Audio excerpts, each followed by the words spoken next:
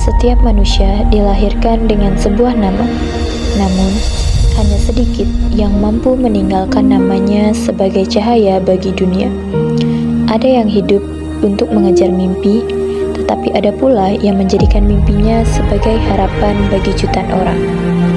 Inilah perjalanan hidup seorang putra terbaik Indonesia, seorang ilmuwan yang mengajarkan bahwa mimpi harus diperjuangkan, bahwa ilmu pengetahuan adalah bentuk cinta kepada negeri, dan bahwa kesetiaan adalah warisan yang tak lekang oleh waktu.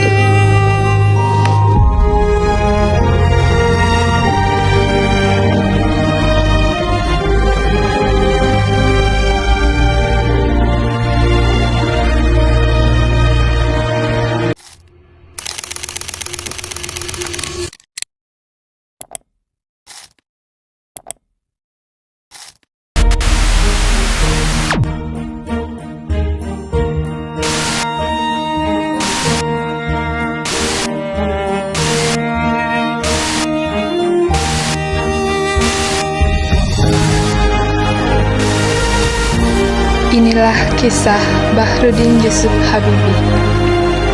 Pada 25 Juni 1936, di sebuah kota kecil bernama Parepare, Sulawesi Selatan, lahirlah seorang anak yang kelak akan membuat nama Indonesia dikenal di langit dunia. Namanya Bahruddin Yusuf Habibie. Sejak kecil, Habibie tumbuh di tengah keluarga yang sangat mencintai ilmu pengetahuan. Dari ayah dan ibunya lah ia belajar bahwa pendidikan adalah bekal paling berharga yang bisa dimiliki seseorang. Ada satu hal yang selalu membuat matanya berbinar ketika masih kecil: pesawat terbang. Bagi Habibie, pesawat bukan sekedar mesin yang mampu membawa manusia melintasi bumi. Pesawat adalah lambang kemajuan sebuah negara. Sejak saat itu, ia menyimpan sebuah mimpi yang terdengar begitu besar. Indonesia harus mampu membuat pesawatnya sendiri. Perjalanan menuju mimpi itu tentu tidak mudah. Habibie sempat menempuh pendidikan di Institut Teknologi Bandung pada jurusan Teknik Mesin. Namun tak lama kemudian, ia mendapatkan beasiswa untuk melanjutkan studinya di RWTH Aachen University, Jerman Barat, mengambil bidang teknik penerbangan. Hidup jauh dari tanah air mengajarkannya arti perjuangan. Ia hidup sederhana, menghemat setiap pengeluaran, bahkan rela berjalan kaki berkilometer demi menghemat biaya. Di saat banyak orang menikmati waktu luang, Habibie justru menghabiskan malam-malamnya bersama buku dan lembaran perhitungan. Semua lelah itu akhirnya terbayar. Ia berhasil meraih gelar insinyur, lalu menyelesaikan pendidikan dokter dengan predikat summa cum laude.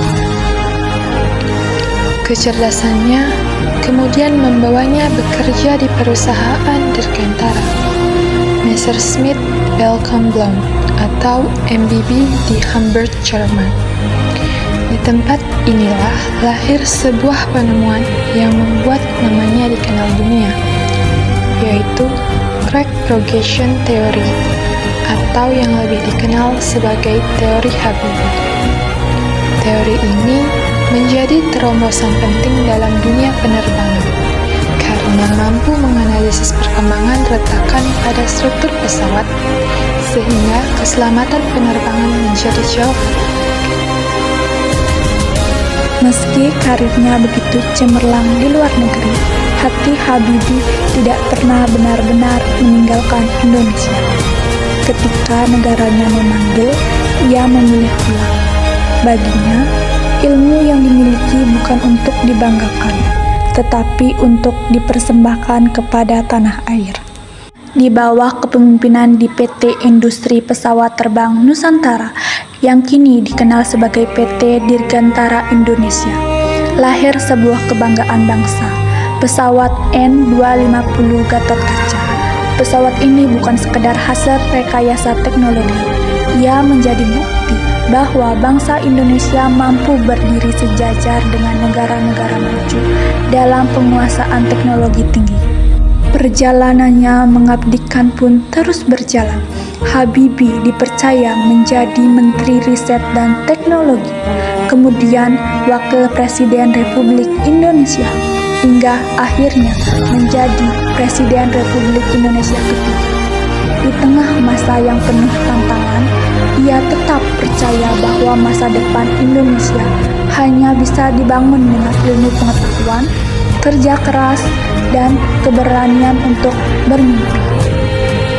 Namun, sehebat apapun seorang Habibie, ada satu tempat di mana ia selalu kembali, yaitu hati seorang perempuan bernama Hasri Ainun Besari. Ainun bukan hanya istri, tetapi juga sahabat, penyemangat, dan rumah bagi setiap langkah perjuangannya. Ketika Ainun jatuh sakit, Habibie setia menemani setiap detik yang mereka miliki. Hingga akhirnya, pada tahun 2010, Ainun berpulang. Kepergian itu meninggalkan luka yang tak pernah benar-benar sembuh. Kerinduannya kemudian ia abadikan dalam sebuah buku, Habibie dan Ainun. Sebuah kisah yang mengajarkan bahwa cinta sejati bukan hanya tentang memiliki, tetapi tentang tetap mencintai, bahkan ketika hanya kenangan yang tersisa. Kini Habibie memang telah tiada, namun mimpi-mimpinya masih terus terbang bersama setiap pesawat yang membelah langit Indonesia. Ia telah membuktikan bahwa anak bangsa mampu mengubah mimpi menjadi kenyataan.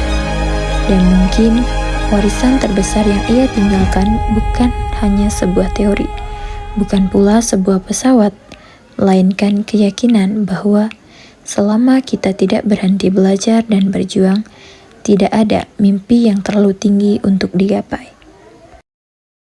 Saya bilang, tidak ada gunanya Anda IQ-nya tinggi, tapi pemalas. Tidak memiliki disiplin, forget it. Yang penting adalah Anda sehat, mau berkorban untuk masa depan yang lebih cerah. Dan Anda konsisten. Kapan terakhir kali kamu dapat tertidur tenang?